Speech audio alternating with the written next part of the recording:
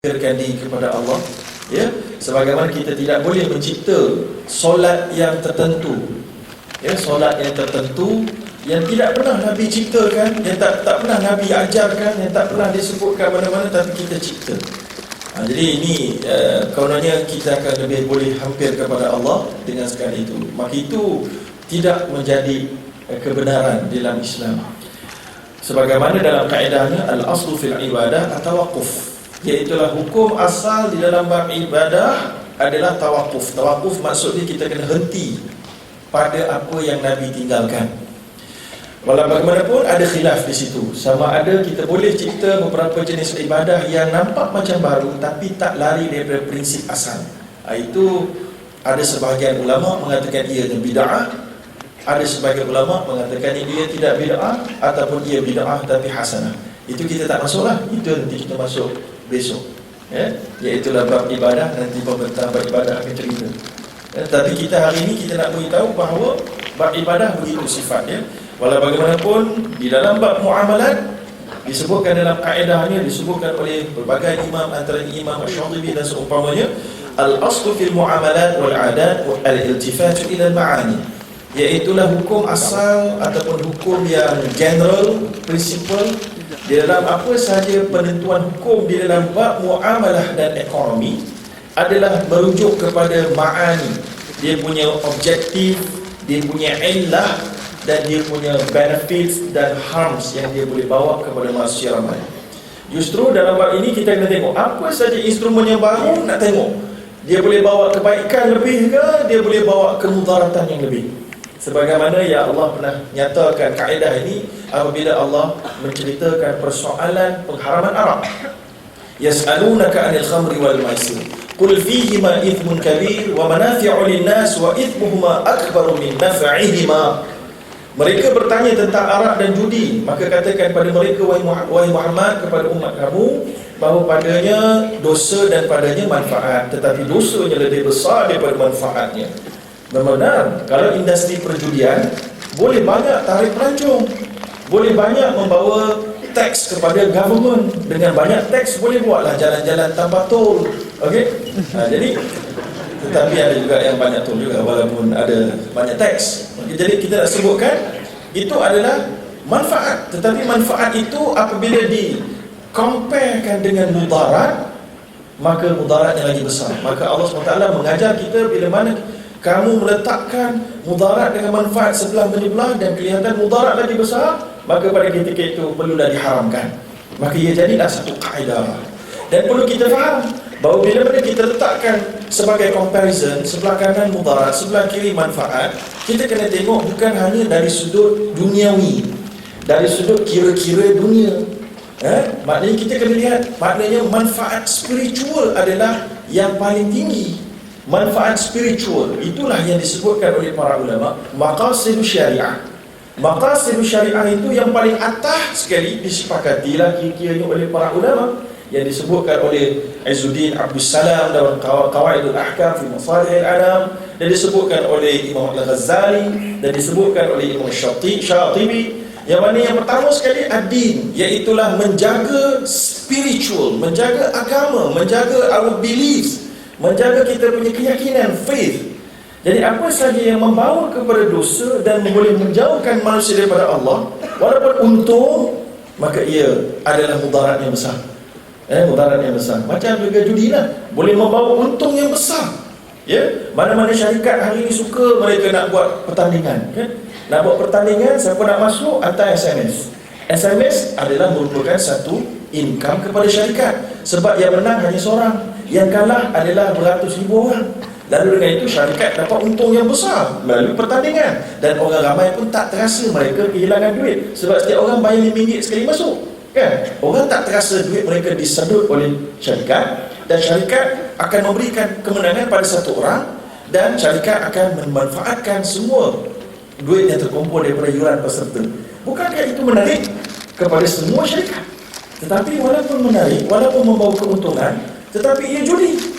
Bila ia judi, ia adalah merosakkan spiritual, bahawa Allah SWT telah memberikan guideline dalam bab apa saja harta yang kamu tidak ambil perhatian dari sudut spiritual ni, Allah kata yamhaqullahu riba wa yurbis sadaqat, iaitulah apa saja yang kamu dapat harta daripada riba. Riba tu ibu kepada segala jenis dosa dalam bab harta. Akan dihancurkan keberkatan kehidupan kamu dan akan ditambah keberkatan hidup kamu apabila kamu memberi sedekah. Jadi daripada situ jelas satu kaedah. Jadi pada hari ini sebenarnya kita selain daripada kita nak share outcome, sebanyak biasanya orang bila jumpa para asatiza, kita tanya apa hukum itu, apa hukum ini, apa hukum itu, apa hukum ini, sekian. Tapi kita lebih suka sebenarnya kalau kita dapat share dengan tuan-tuan dan puan, cara macam mana sebenarnya hukum itu serba ringkas lah. Kalau detail kena masuk universiti lah tuan-tuan dan puan ya. Kena masuk universiti lah. Kalau tidak dia akan jadi sebagaimana yang disebut oleh sebagian orang, ulama mi segera. Ulama mi segera ni tak sihat tu lah. Macam mi segera lah juga, memang sedap tapi gambar gugur. Kemudian banyak ajinomoto, boleh jadi pening kepala ya. Baik, jadi kita nak sebut sekali lagi, itulah kaedahnya. Baik, sekarang kita nak pergi kepada seterusnya. Dalam konteks muamalat, Sultanul Ulama Izzuddin Abdus Salam mengatakan ia adalah berkait dengan maslahat manusia, mengambil kebaikan dan kemaslahatan dan menolak kemudaratan. Jadi ini ada disebut oleh ulama yang dulu ni, lama dah. Izzuddin Abdus Salam ni dah lama dah. So jadi apabila kita melihat apa saja sistem ekonomi yang ada hari ini, apa saja financial intermediaries ataupun bank-bank yang tak pernah ada pada zaman Nabi dulu, dan zaman sahabat pun tidak ada bank yang macam sekarang ni. Bank ni bukan kaya. Orang kata bank ni kaya, macam ibu ayah suruh cakap bila mana anak dia selalu minta duit, ingat ayah ni bank ke? Ataupun ingat yang cop duit ke? Cop duit tu bank lah. Bank yang cop duit. Tapi sebenarnya bank ni taklah kaya. Bank ni dia dapat duit daripada kita semua. Tuan-tuan dan puan-puan kena faham, bank ni dia ada dua tabung dia. Satu tabung daripada duit daripada shareholder, pemegang saham. Satu lagi tabung daripada depositors fund, daripada duit tuan-tuan dan kita semua. Duit kita semua, kalau tuan-tuan seorang ada letak RM100 ataupun RM2,000, kali dah 80,000 orang dalam berapa ya? Jadi itulah dia dapat duit. Bank dapat duit daripada itulah sebenarnya.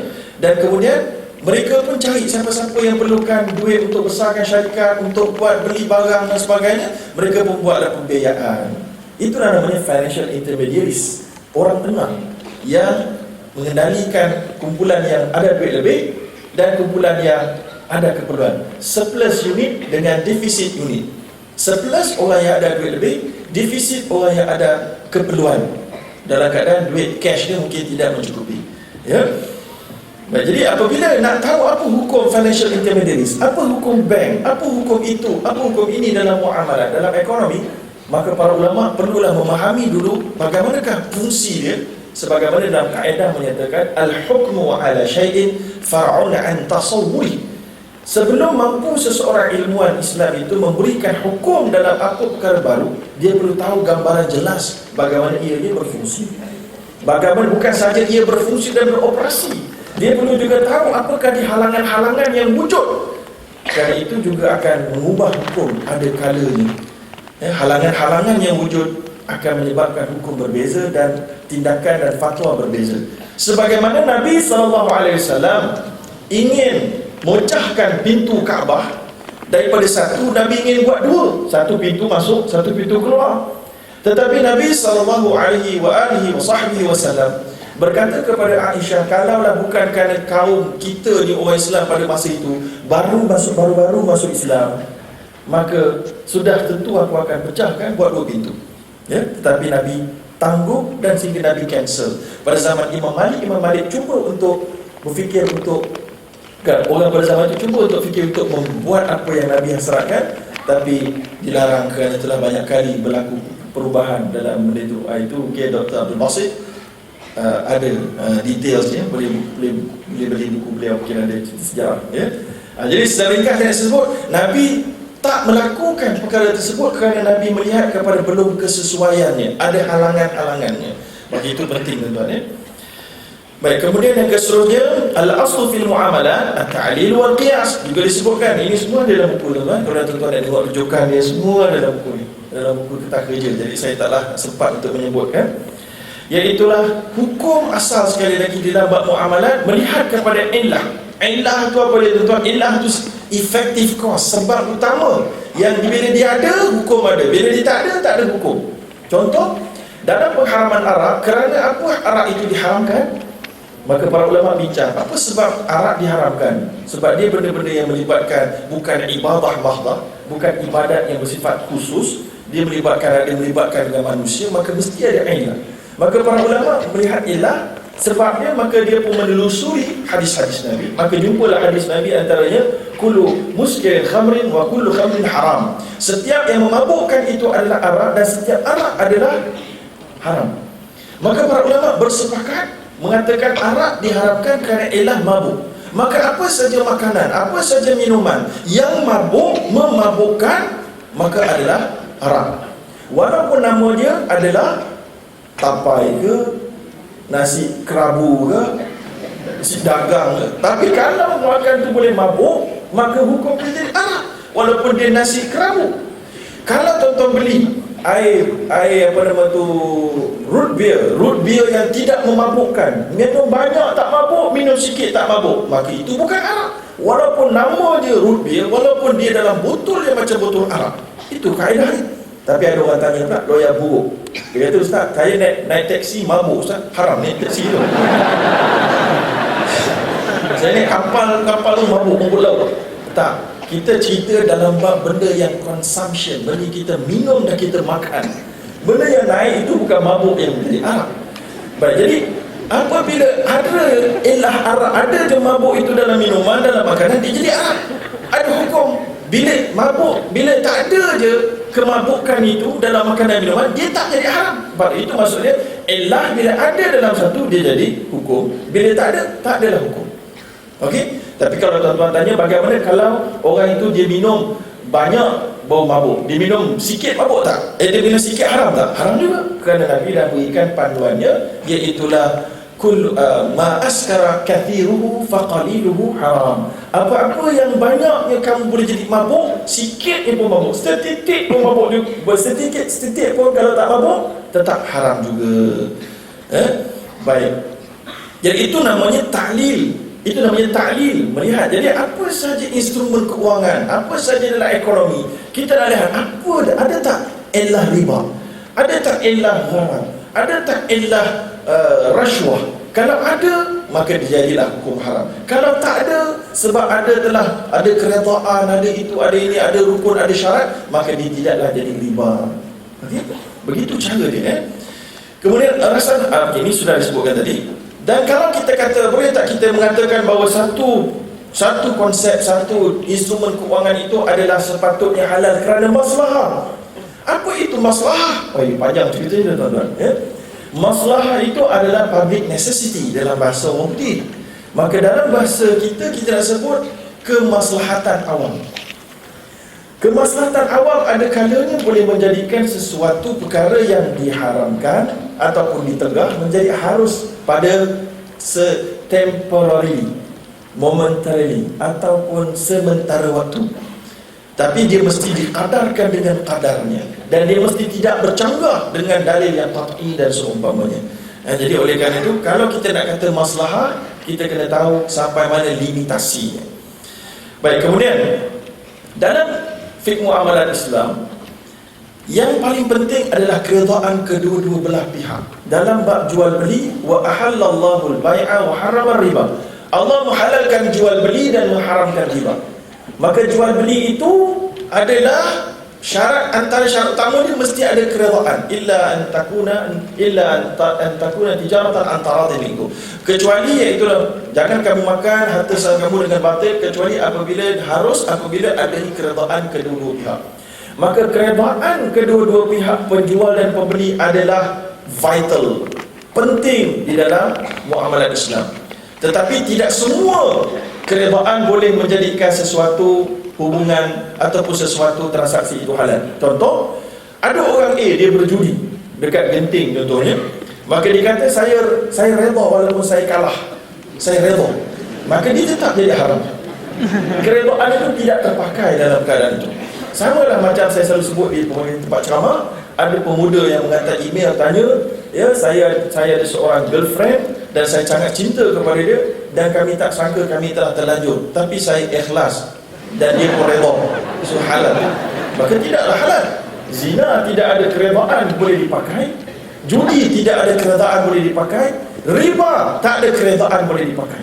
Walaupun tak ada rasa dizalimi. Ada orang kata dia pergi bank konvensional, buat pinjaman, dapat dah kena bayar interest. Dia rasa interest dia okey ya, saya rasa redha.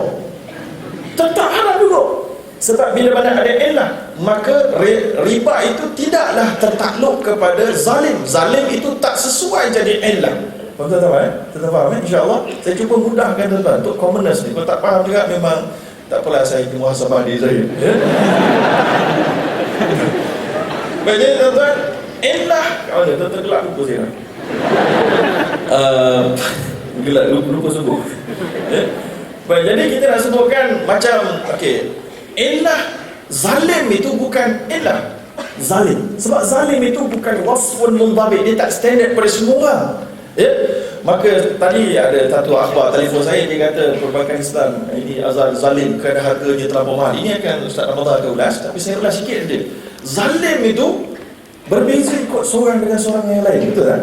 Jadi kalau ada orang A, dia multi-millionaire, ya, dia kena riba sebanyak 1 juta, dia rasa tak ada zalim apa lagi, biasa kan?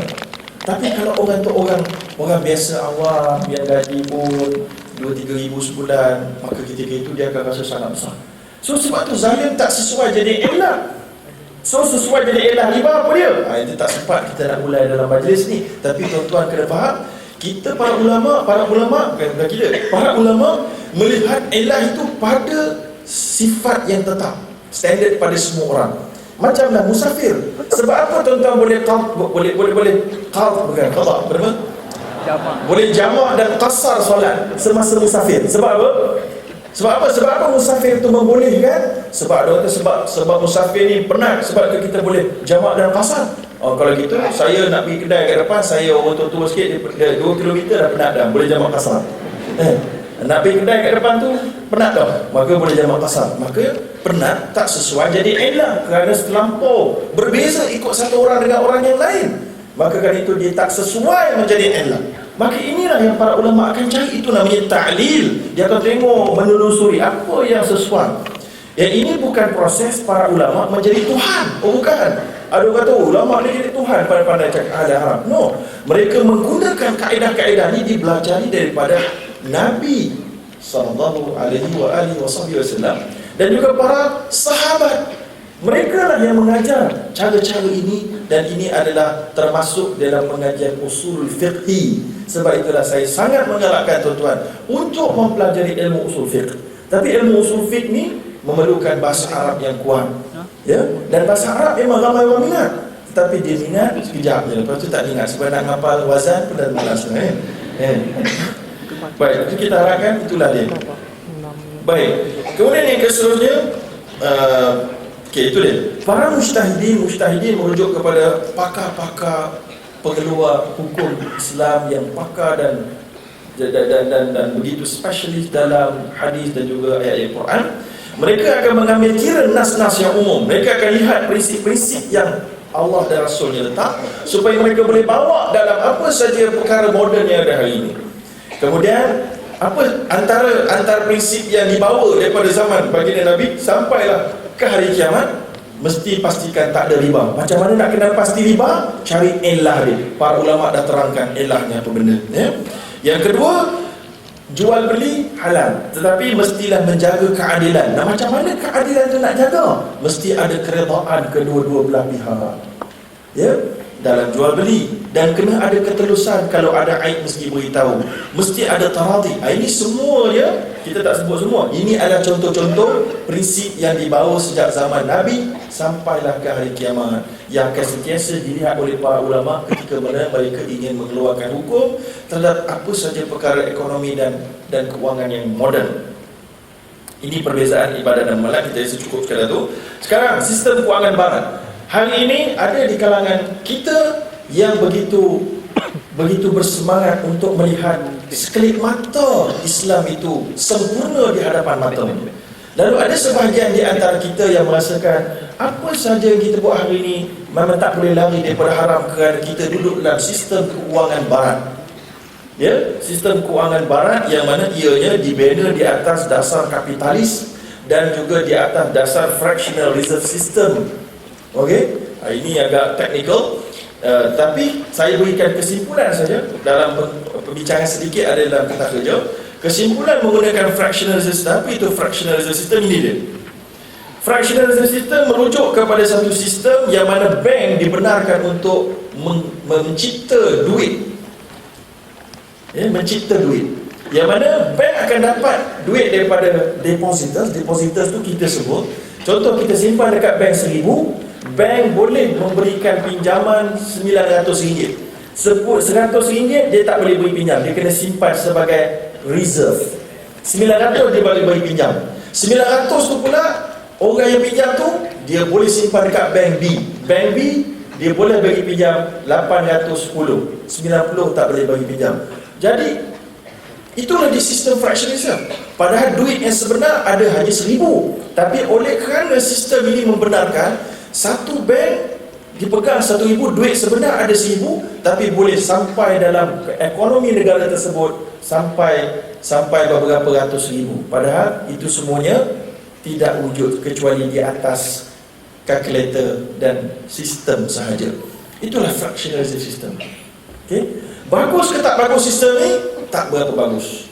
Tapi tak berapa bagus. Tapi boleh tak modify? Boleh modify. Boleh tak untungkan terus? Boleh untung, tapi tidak boleh dalam bentuk secara rapid dan radikal. Kerana kalau kita runtuhkan sistem ini secara radikal, orang ramai yang belum bersedia akan menerima mudarat yang sangat besar. So oleh kerana itu, para ulama Majma' Fiqh Islam, kesatuan ulama fiqh sedunia yang tidak tunduk kepada PAS, yang tidak tunduk kepada UMNO, yang tidak tunduk kepada Pakatan Rakyat, mereka ini di luar Malaysia, beyond political parties, mereka mengatakan fractional system kita boleh duduk dalam dia dengan syarat kita menambahkan ilmu orang-orang kita dan kita ubah sikit-sikit melalui cara memperkenalkan perbankan Islam. Dengan memperkenalkan perbankan Islam, dengan memperkenalkan nama-nama Islam dalam fiqh muamalat yang sebelum ini ilmu muamalat Islam hanya dipelajari macam belajar sejarah kerana tidak ada di depan mata. Tapi kali ini sudah ada di depan mata. Walaupun belum cukup sempurna, tapi ia sangat baik kerana ia akan memberikan ruang orang untuk mula minat. Hari ini kita lihat berapa banyak institusi pengajian tinggi yang sudah menawarkan diploma dan ijazah dalam perbankan dan kewangan Islam atau fiqh muamalat Islam. Ini semua adalah perkembangan sihat, hasil daripada perkembangan perbankan Islam dan kewangan Islam. Hanya selepas orang ramai mempunyai ilmu tentang bagaimana tata cara perniagaan dan juga jual beli Islam, barulah sistem-sistem yang sempurna tadi boleh kita letak dan boleh diamalkan dengan sempurna. Kalau tidak, sistem saja sempurna, orang tetap akan tidak sempurna. Ya, macam zaman Nabi. Zaman Nabi sistem yang sempurna di Madinah sudah ada.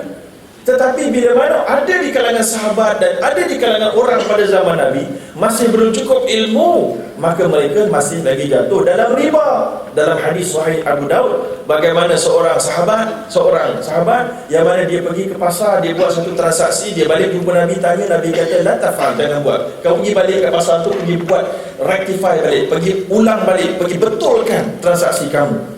Maka ini menunjukkan zaman Nabi juga, walaupun sistemnya sudah in place, walaupun dinar digunakan, tapi riba masih jatuh kerana tidak mempunyai ilmu yang mencukupi. Itu yang kita nak buat, kita nak bawa ilmu. So jadi untuk memperjuangkan sistem muamalat dan ekonomi yang sempurna, kita ada dua cara. Yang paling penting sekali, salurkan ilmu dan mempersediakan sistem walaupun belum cukup mantap. Itulah sistem perbankan Islam. Cara yang kedua, memperkenalkan dinar emas sebagai sistem mata wang yang lebih baik berbanding fiat money, duit kertas hari ini. Itu juga boleh. Kedua-duanya kita sokong. Tapi yang kita tidak sokong dalam dasar wasati yang kita ajak kepada tuan-tuan dan puan-puan adalah mana-mana di antara salah satu pihak ini menghentam dan memperlekehkan kumpulan ijtihad kumpulan yang lain. Yang bersama-sama dengan perbankan dan kewangan Islam adalah ribuan para ulama Kita tak boleh nak kata mereka ni semua dibeli scholars for dollars. Tak boleh tuan-tuan. Kerana ada sebahagian besar mereka yang tidak terlibat dalam perbankan dan kewangan Islam yang tidak mendapat apa-apa allowance. Malah yang dapat allowance pun kita tidak boleh generalisasikan bahawa mereka itu semua dibeli. Ini kan sebut oleh Fadil Ustaz Samawan. Cuma kita nak sebut bahawa satu kumpulan yang menyokong perbankan dan kewangan Islam, mereka meyakini ikhtiar ini adalah jalan awal, tadarruj gradual untuk membawa kepada kelangsungan dan kelengkapan dan kesempurnaan sistem muamalah Islam. Kumpulan yang kedua, jual dinar emas dan seumpamanya. Tetapi kita kena faham bahawa apabila kita berjaya melaksanakan dinar emas, ia tidak akan menjadikan seluruh sistem ekonomi dan perbankan kita tiba-tiba menjadi Islam 100%. No. Selagi mana orang yang kita ada hari ini belum cukup ilmu tentang muamalah ini. Okey?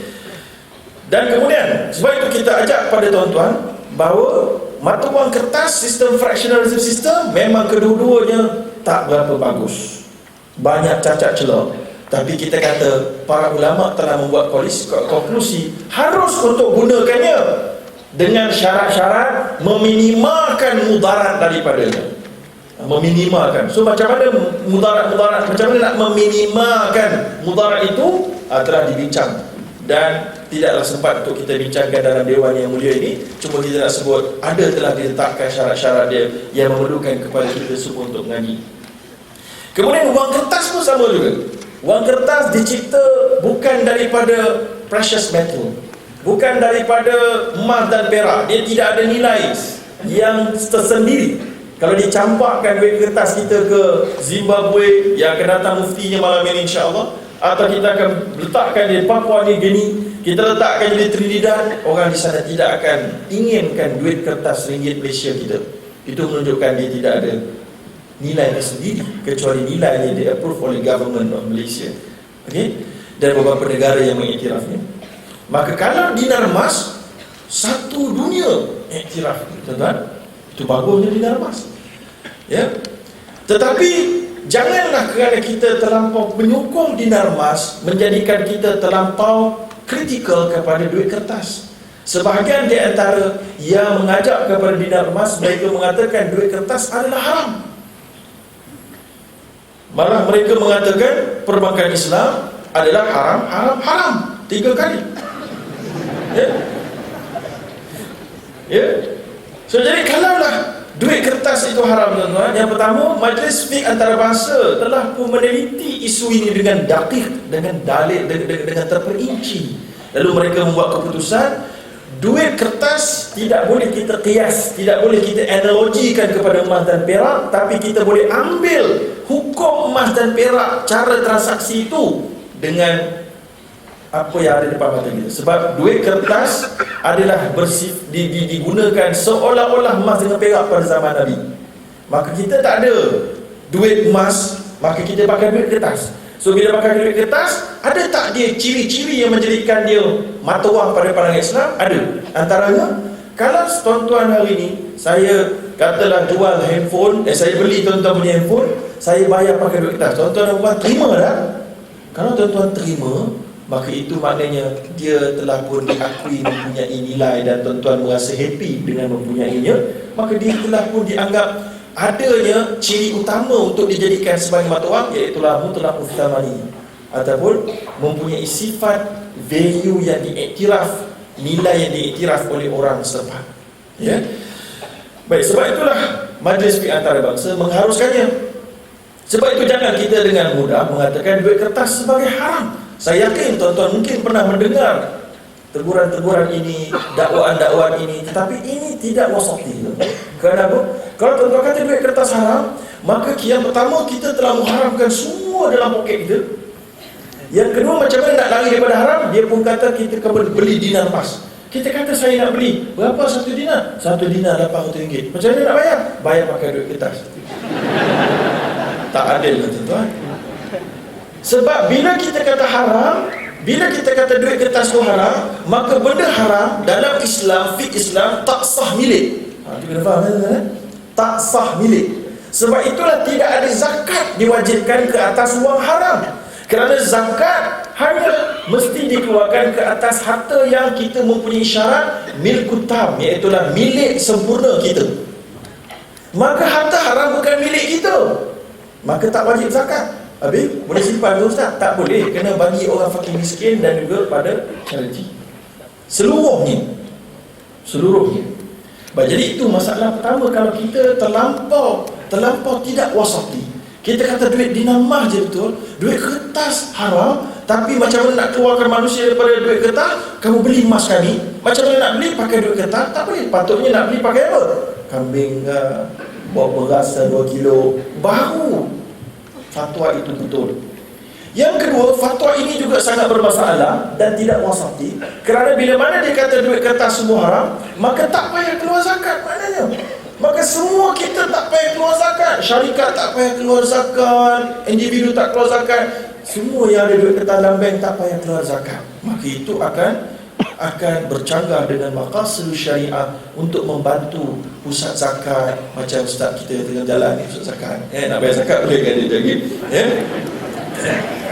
pusat zakat tutup, ustaz kita kena buang kerja, tak ada kerja lah, sebab orang semua ada duit kertas, hanya beberapa kerat orang yang mempunyai duit dinar. Maka ini adalah mudarat yang besar. Yang kedua, yang tidak wasati. Yang ketiga, kalau kita katakan kemudian ada orang yang mendakwa kita kena bayar zakat, zakat kita hanya sah bila kita membayar menggunakan ain, iaitu ain maknanya benda. Nak sah zakat mesti bayar pakai beras atau bayar pakai dinar atau perak. Kita tak boleh bayar zakat pakai hutang. Mereka mengatakan duit kertas sebagai hutang, so bayar zakat pakai hutang tak sah. So macam mana nak bagi sah? Kita tanya, kena beli dinar emas kami, bayar zakat. Maka saya berkata, kalau begitu kamu dah kata duit kertas sebagai haram, maka tak perlulah saya membayar zakat, maka tak perlulah saya membeli dinar emas kamu. Betul tak?